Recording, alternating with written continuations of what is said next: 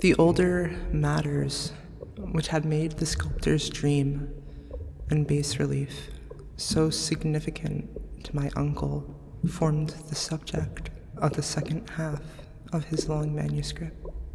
Once before, it appears, Professor Engel had seen the hellish outlines of the nameless monstrosity, puzzled over the unknown hieroglyphics, and heard the ominous syllables which can be rendered only as Cthulhu.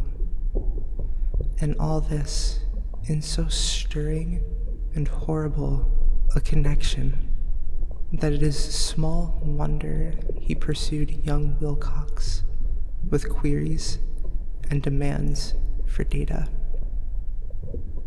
The experience had come in 1908, 17 years before, when the American Archaeological Society held its annual meeting in St. Louis. Professor Engel, as befitted one of his authority and attainments, had had a prominent part in all the deliberations, and was one of the first to be approached by the several outsiders who took advantage of the convocation to offer questions for correct answering and problems for expert solution. The chief of these outsiders, and in a short time the focus of interest for the entire meeting, was a commonplace-looking, middle-aged man who had traveled all the way from New Orleans to certain special information unobtainable from any local source. His name was John Raymond Legrasse, and he was, by profession, an inspector of police. With him, he bore the subject of his visit, a grotesque, repulsive, and apparently very ancient stone statuette, whose origin he was at a loss to determine. It must not be fancied that Inspector Legrasse had the least interest in archaeology. On the contrary, his wish for enlightenment was prompted by purely professional considerations. The statuette, idol, fetish, or whatever it was, had been captured some months before in the wooded swamps south of New Orleans during a raid on a supposed voodoo meeting, and so singular and hideous were the rites connected with it that the police could not but realize that they had stumbled on a dark cult totally unknown to them, and infinitely more diabolic than even the darkest voodoo circles. Of its origin, apart from the erratic and unbelievable tales extorted from the captured members, absolutely nothing was to be discovered. Hence, the anxiety of the police for any antiquarian lore which might help them to place the frightful symbol, and through it track down the cult to its fountainhead. Inspector Legrasse was scarcely prepared for the sensation which his offering created. One sight of the thing had been enough to throw the assembled men of science into a state of tense excitement, and they lost no time in crowding around him to gaze at the diminutive figure whose utter strangeness and air of genuinely abysmal antiquity hinted so potently at unopened and archaic vistas. No recognized school of sculpture had animated this terrible object, yet centuries and even thousands of years seemed recorded in its dim and greenish surface of unplaceable stone. The figure, which was finally passed slowly from man to man, for close and careful study, was between 7 and 8 inches in height, and of exquisitely artistic workmanship. It represented a monster of vaguely anthropoid outline, but with an octopus-like head, whose face was a mass of feelers, a scaly, rubbery-looking body, prodigious claws on hind and forefeet, and long, narrow wings behind. This thing, which seemed instinct with a fearsome and unnatural malignancy, was of a somewhat bloated corpulence, and squatted evilly on a rectangular block or pedestal covered with undecipherable characters. The tips of the wings touched the back edge of the block. The seat occupied the center, whilst the long, curved claws of the doubled-up, crouching hind legs gripped the front edge and extended a quarter of the way down toward the bottom of the pedestal. The cephalopod head was bent forward, so that the ends of the facial feelers brushed the backs of huge forepaws, which clasped the croucher's elevated knees. The aspect of the whole was abnormally lifelike, and the more subtly fearful because its source was so totally unknown. Its vast, awesome, and incalculable age was unmistakable, yet not one link did it shew with any known type of art belonging to civilization's youth, or indeed to any other time. Totally separate and apart, its very material was a mystery, for the soapy, greenish-black stone, with its golden or iridescent flecks and striations, resembled nothing familiar to geology or mineralogy. The characters along the base were equally baffling, and no member present, despite a representation of half the world's expert learning in this field, could form the least notion of even their remotest linguistic kinship. They, like the subject and material, belonged to something horribly remote and distinct from mankind as we know it.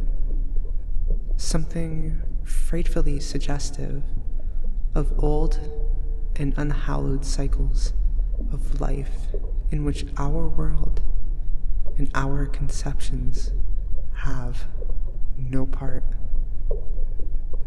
And yet, as the members severally shook their heads and confessed defeat at the inspector's problem, there was one man in that gathering who suspected a touch of bizarre familiarity in the monstrous shape and writing, and who presently told with some diffidence of the odd trifle he knew. This person was the late William Channing Webb, professor of anthropology in Princeton University and an explorer of no slight note.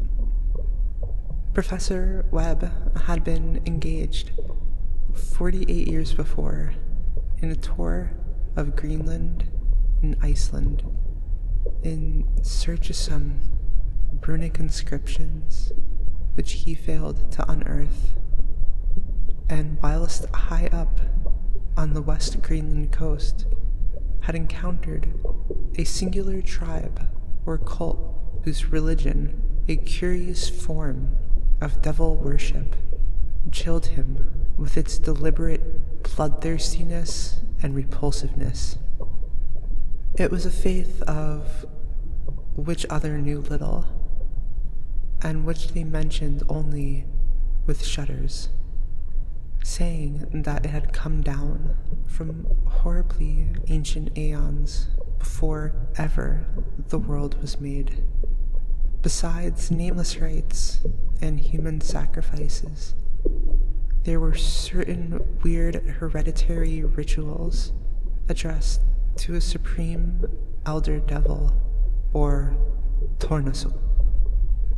And of this, Professor Webb had taken a careful phonetic copy from an aged Engakok, or wizard priest, expressing the sounds in Roman letters as best he knew how.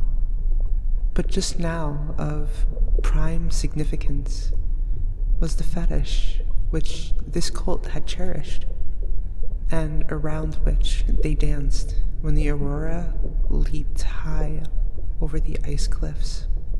It was, the professor stated, a very crude bas-relief of stone, comprising a hideous picture and some cryptic writing, and so far as he could tell, it was a rough parallel in all essential features of the bestial thing now lying before this meeting.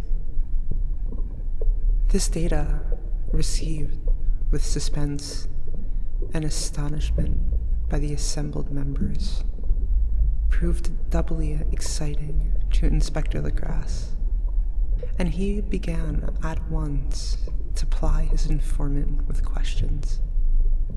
Having noted and copied an oral ritual among the swamp cult worshippers his men had arrested, he besought the professor to remember as best he might the syllables taken down amongst the diabolists.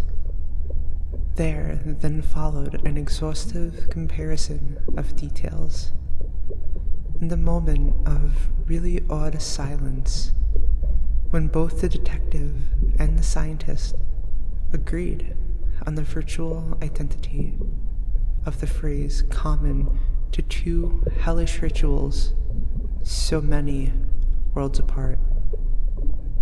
What, in substance, both the wizards and the Louisiana swamp priests had chanted to their kindred idols was something very like this.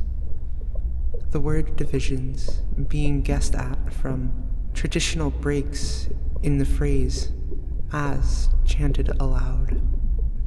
Finglui Meganafa Cthulhu Riley Waganakul Vitagan. Legrasse had, at one point in advance of Professor Webb, for several among his mongrel prisoners, had repeated to him what older celebrants had told them the words meant. This text, as given, ran something like this. In his house at Ulier, dead Cthulhu waits dreaming. And now, in response to a general and urgent demand, Inspector Legrasse related as fully as possible in his experience with the swamp worshippers, telling a story to which I could see my uncle attached profound significance. It savored of the wildest dreams of mythmaker and theosophist, and disclosed an astonishing degree of cosmic imagination among such half-castes and pariahs as might be least expected to possess it. On November 1st, 1907, there had come to the New Orleans police a frantic summons from the swamp and lagoon country to the south. The squatters there, mostly primitive but good-natured descendants of Lafitte's men were in the grip of stark terror from an unknown thing which had stolen upon them in the night. It was voodoo, apparently, but voodoo of a more terrible sort than they had ever known. And some of their women and children had disappeared since the malevolent tom-tom had begun its incessant beating far within the haunted woods, where no dweller ventured. There were insane shouts and harrowing screams, soul-chilling chants and dancing devil flames. And the frightened messenger added, the people could stand it no more. So a body of 20 police, filling 2 carriages and an automobile, had set out in the late afternoon with the shivering squatter as a guide. At the end of the passable road they alighted, and for miles splashed on in silence through the terrible cypress woods where day never came. Ugly roots and malignant hanging nooses of Spanish moss beset them, and now and then a pile of dank stones or a fragment of a rotting wall intensified by its hint of morbid habitation, a depression which every malformed tree and every fungus islet combined to create. At length, the squatter settlement, a miserable huddle of huts, hove in sight, and hysterical dwellers ran out to cluster around the group of bobbing lanterns. The muffled beat of tom-toms was now faintly audible far, far ahead, and a curdling shriek came at infrequent intervals when the wind shifted. A reddish glare, too, seemed to filter through the pale undergrowth, beyond endless avenues of forest night, reluctant even to be left alone again. Each one of the cowed squatters refused point blank to advance another inch toward the scene of unholy worship. So Inspector Legrasse and his 19 colleagues plunged on unguided into the black arcades of horror that none of them had ever trodden before.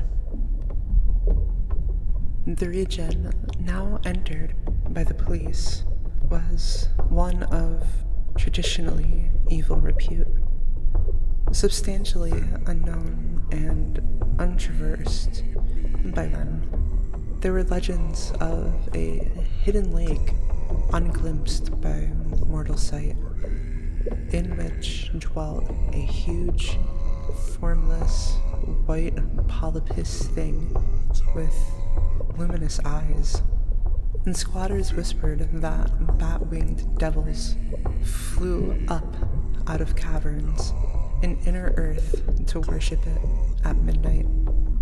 They said it had been there before D'Iberville, before LaSalle, before the natives, and before even the wholesome beasts and birds of the woods. It was a nightmare itself, and to see it was to die. But it made men dream, and so they knew enough to keep away. The present voodoo orgy was, indeed, on the merest fringe of this abhorred area, but that location was bad enough. Hence, perhaps, the very place of worship had terrified the squatters more than the shocking sounds and incidents. Only poetry or madness could do justice to the noises heard by Legrasse's men as they plowed on through the black morass toward the red glare and the muffled tom-toms. There are vocal qualities peculiar to men, and vocal qualities peculiar to beasts. And it is terrible to hear the one when the source should yield the other. Animal fury and orgiastic license here whipped themselves to demonic heights by howls and squawking ecstasies that tore and reverberated through those nighted woods like pestilential tempests from the gulfs of hell. Now and then, the less organized ululation would cease, and from what seemed a well-drilled chorus of hoarse voices would rise in sing-song chant that hideous phrase or ritual. Funglui Nafa Cthulhu Liye Buganago Fitagan. Then the men, having reached a spot where the trees were thinner, came suddenly in sight of the spectacle itself. 4 of them reeled, 1 fainted, and 2 were shaken into a frantic cry, which the mad cacophony of the orgy fortunately deadened. Legrasse dashed swamp water on the face of the fainting man, and all stood trembling and nearly hypnotized with horror. In a natural glade of the swamp stood a grassy island of perhaps an acre's extent, clear of trees and tolerably dry. On this now leaped and twisted a more indescribable horde of human abnormality than any but a cyme or an angarola could be. Void of clothing, this hybrid spawn were braying, bellowing, and writhing about a monstrous ring-shaped bonfire, in the center of which, revealed by occasional rifts in the curtain of flame, stood a great granite monolith, some 8 feet in height, on top of which, incongruous with its diminutiveness, rested the noxious carven statue. From a wide circle of 10 scaffolds set up at regular intervals with the flame-grit monolith as a center hung, headed downward, the oddly marred bodies of the helpless squatters who had disappeared. It was inside the circle that the ring of worshippers jumped and roared, the general direction of the mass motion being from left to right, in endless bacchanal between the ring of bodies and the ring of fire. It may have been only imagination, and it may have been only echoes which induced one of the men, an excitable Spaniard, to fancy he heard antiphonal responses to the ritual from some far and unillumined spot deeper within the wood of ancient legendary and horror. This man, Joseph D. Galvez, I later met and questioned, and he proved distractingly imaginative. He indeed went so far as to hint of the faint beating of great wings, and of a glimpse of shining eyes and a mountainous white bulk beyond the remotest trees. But I suppose he had been hearing too much native superstition. Actually, the horrified pause of the men was of comparatively brief duration.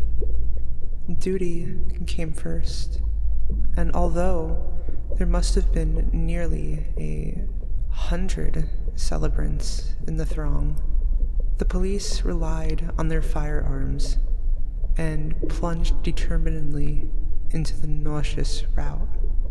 For 5 minutes, the resultant din and chaos were beyond description.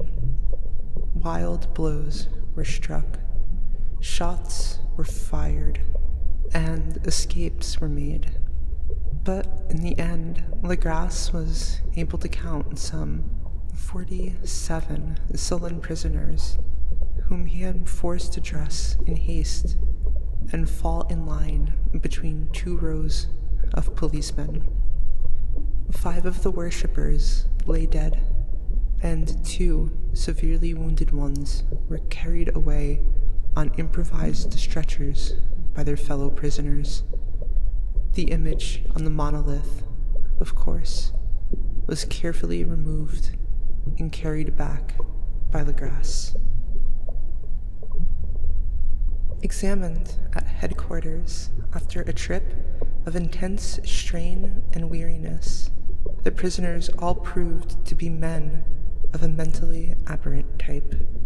Most were seamen, largely West Indies or Brava Portuguese, from the Cape Verde Islands, gave a coloring of voodooism to the cult. But before many questions were asked, it became manifest that something far deeper and older than fetishism was involved. Degraded and ignorant as they were, they held a surprising consistency to the central idea of their loathsome faith. They worshipped, so they said, the great old ones who lived ages before there were any men, and who came to the young world out of the sky. Those old ones were gone now, inside the earth and under the sea, but their dead bodies had told their secrets in dreams to the first men, who formed a cult which had never died. This was that cult, and the prisoners said it had always existed and always would exist, hidden in distant wastes and dark places all over the world until the time when the great priest Cthulhu, from his dark house in the mighty city of Legrasse under the waters, should rise and bring the earth again beneath his sway. Someday he would call when the stars were ready, and the secret cult would always be waiting to liberate him. Meanwhile, no more must be told. There was a secret which even torture could not extract. Mankind was not absolutely alone among the conscious things of Earth, for shapes came out of the dark to visit the faithful few. But these were not the great old ones. No man had ever seen the old ones. The carven idol was great Cthulhu, but none might say whether or not the others were precisely like him. No one could read the writing now, but things were told by word of mouth. The chanted ritual was not the secret. That was never spoken aloud, only whispered. The chant meant only this. In his house at Legrasse, dead Cthulhu waits dreaming. Only 2 of the prisoners were found sane enough to be hanged, and the rest were committed to various institutions, all denied a part in the ritual murders, and averred that the killing had been done by black-winged ones, which had come to them from their immemorial meeting place in the haunted wood. But of those mysterious allies, no coherent account could ever be gained. What the police did to extract came mainly from an immensely aged mestizo named Castro, who claimed to have sailed to strange ports and talked with undying leaders of the cult in the mountains of China. Old Castro remembered bits of hideous legend that paled the speculations of theosophists and made man and the world seem recent and transient indeed. There had been aeons when other things ruled on the earth, and they had had great cities. Remains of them, he said, the deathless Chinaman had told him, were still to be found as cyclopean stones on islands in the Pacific. They all died vast epochs of time before men came, but there were arts which could revive them when the stars had come round again into the right positions in the cycle of eternity. They had indeed come themselves from the stars and brought their images with them. These great old ones, Castro continued, were not composed altogether of flesh and blood. They had shape, for did not this star-fashioned image prove it? But that shape was not made of matter. When the stars were right, they could plunge from world to world through the sky. But when the stars were wrong, they could not live. But although they no longer lived, they would never really die. They all lay in stone houses in their great city of Lille, preserved by the spells of mighty Cthulhu for a glorious resurrection, when the stars and the earth might once more be ready for them. But at that time, some force from outside must serve to liberate their bodies. The spells that preserved them intact likewise prevented them from making an initial move, and they could only lie awake in the dark and think whilst uncounted millions of years rolled by. They knew all that was occurring in the universe, but their mode of speech was transmitted thought. Even now they talked in their tombs, when after infinities of chaos, the first men came. The great old ones spoke to the sensitive among them by molding their dreams, for only thus could their language reach the fleshy minds of mammals. Then, whispered Castro, those first men formed the cult around small idols which the great ones shewed them. Idols brought in dim eras from dark stars. That cult would never die till the stars came right again, and the secret priests would take great Cthulhu from his tomb to revive his subjects and resume his rule of Earth.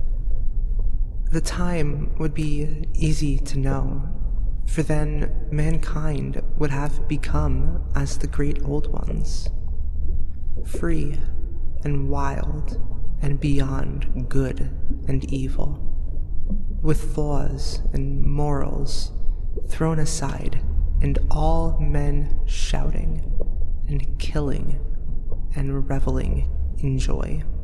Then the liberated old ones would teach them new ways to shout and kill and revel and enjoy themselves, and all the earth would flame with a holocaust of ecstasy and freedom.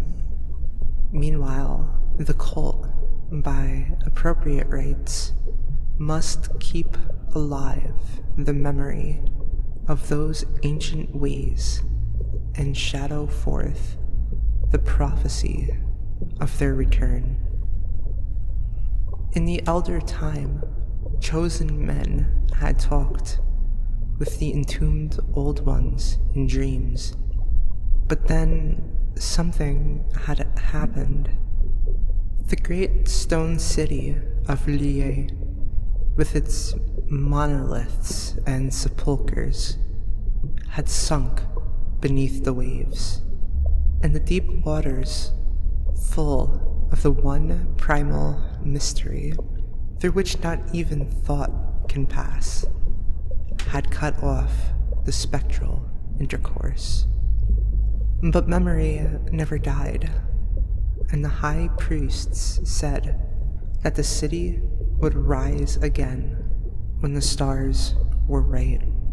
Then came out of the earth the black spirits of earth, moldy and shadowy, and full of dim rumors, picked up in caverns beneath forgotten sea bottoms. But of them old Castro dared not speak much.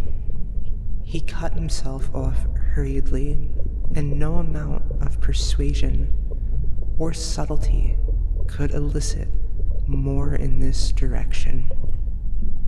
The size of the old ones, too, he curiously declined to mention. Of the cult, he said that he thought the center lay amid the pathless deserts of Arabia, where Irem, the city of pillars, dreams hidden and untouched. It was not allied to the European witch cult, and was virtually unknown beyond its members. No book had ever really hinted of it, though the deathless Chinaman said that there were double meanings in the Necronomicon of the mad Arab Abdul al-Hazred, which the initiated might read as they chose, especially the much discussed couplet, "That is not dead which can eternal lie, and with strange aeons even death may die." Legrasse, deeply impressed and not a little bewildered, had inquired in vain concerning the historic affiliations of the cult. Castro, apparently, had told the truth when he said that it was wholly secret.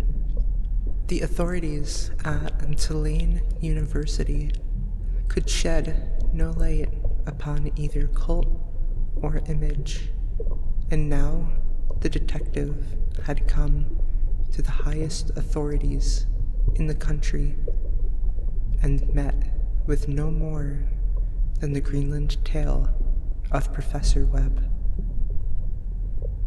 The feverish interest aroused at the meeting by Legrasse's tale, corroborated as it was by the statuette, is echoed in the subsequent correspondence of those who attended. Although scant mention occurs in the formal publications of the society, Caution is the first care of those accustomed to face occasional charlatanry and imposture. Legrasse, for some time, lent the image to Professor Webb, but at the latter's death, it was returned to him and remains in his possession, where I viewed it not long ago. It is truly a terrible thing, and unmistakably akin to the dream sculpture of young Wilcox.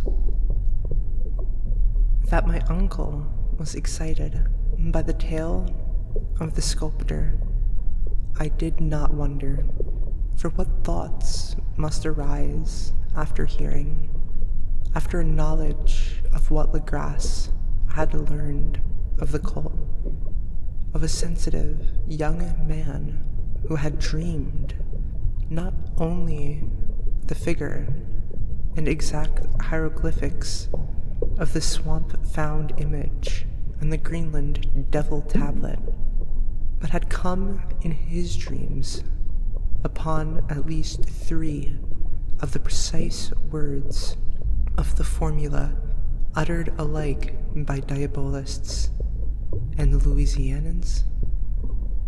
Professor Engel's instant start on an investigation of the utmost thoroughness was eminently natural, though privately I suspected young Wilcox of having heard of the cult in some indirect way, and of having invented a series of dreams to heighten and continue the mystery at my uncle's expense.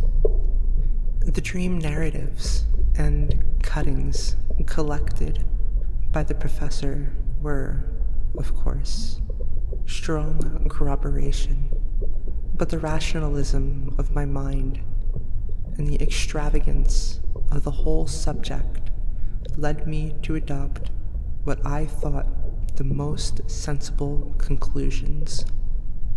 So after thoroughly studying the manuscript again and correlating the theosophical and anthropological notes with the cult narrative of Legrasse, I made a trip to Providence to see the sculptor and give him the rebuke I thought proper for so boldly imposing upon a learned and aged man.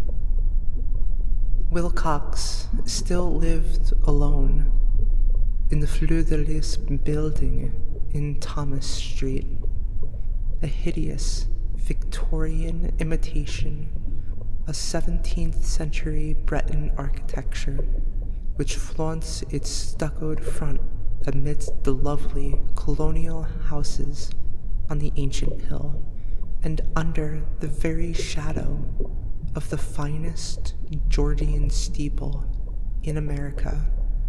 I found him at work in his rooms, and at once conceded, from the specimens scattered about, that his genius is indeed profound and authentic. He will, I believe, sometime be heard from as one of the greatest decadents, for he has crystallized in clay and will one day mirror in marble those nightmares and fantasies which Arthur Machen evokes in prose and Clark Ashton Smith makes visible in verse and in painting. Dark, frail, and somewhat unkempt in aspect, he turned languidly at my knock and asked me my business without rising. When I told him who I was, he displayed some interest, for my uncle had excited his curiosity in probing his strange dreams. yet had never explained the reason for the study. I did not enlarge his knowledge in this regard, but sought with some subtlety to draw him out. In a short time, I became convinced of his absolute sincerity, for he spoke of the dreams in a manner none could mistake. They, in their subconscious residuum, had influenced his art profoundly, and he shewed me a morbid statue whose contours almost made me shake with the potency of its black suggestion. He could not recall having seen the original of this thing except in his own dream bas-relief, but the outlines had formed themselves insensibly under his hands. It was, no doubt, the giant shape he had raved of in delirium, that he really knew nothing of the hidden cult save from what my uncle's relentless catechism had let fall. He soon made it clear, and again I strove to think of some way in which he could possibly have received the weird impressions. He talked of his dreams in a strangely poetic fashion, making me see with terrible vividness the damp Cyclopean city of slimy green stone, whose geometry, he oddly said, was all wrong, and here, with frightened expectancy, with the ceaseless, half-mental calling from the underground, Cthulhu, vertaken, Cthulhu, vertaken. These words had formed part of the dread ritual which told of dead Cthulhu's dream vigil in his stone vault at Villiers, and I felt deeply moved despite my rational beliefs. Wilcox, I was sure, had heard of the cult in some casual way, and had soon forgotten it amidst the mass of his equally weird reading and imagining. Later, by virtue of its sheer impressiveness, it had found subconscious expression in dreams, in the bas-relief, and in the terrible statue I now beheld, so that his imposture upon my uncle had been a very innocent one. The youth was of a type at once slightly affected and slightly ill-mannered, which I could never like, but I was willing enough now to admit both his genius and his honesty. I took leave of him amicably and wished him all the success in his talent promises. The matter of the cult still remained to fascinate me, and at times I had visions of personal fame from researches into its origin and connections. I visited New Orleans, talked with Legrasse and others of that old-time raiding party, saw the frightful image, and even questioned such of the mongrel prisoners as still survived. Old Castro, unfortunately, had been dead for some years. What I now heard so graphically at first hand, though it was really no more than a detailed confirmation of what my uncle had written, excited me afresh, for I felt sure that I was on the track of a very real, very secret, and very ancient religion whose discovery would make me an anthropologist of note. My attitude was still one of absolute materialism, as I wish it still were, and I discounted with almost inexplicable perversity the coincidence of the dream notes and odd cuttings collected by Professor Engel. One thing I began to suspect, and which I now fear I know, is that my uncle's death was far from natural. He fell on a narrow hill street leading up from an ancient waterfront swarming with mongrels after a careless push from a sailor.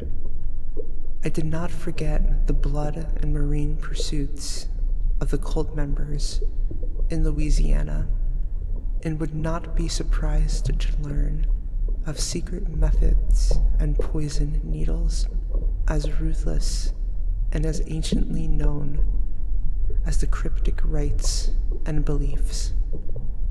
Legrasse and his men, it is true, have been let alone, but in Norway, a certain seaman who saw things is dead. Might not the deeper inquiries of my uncle, after encountering the sculptor's data, have come to sinister ears?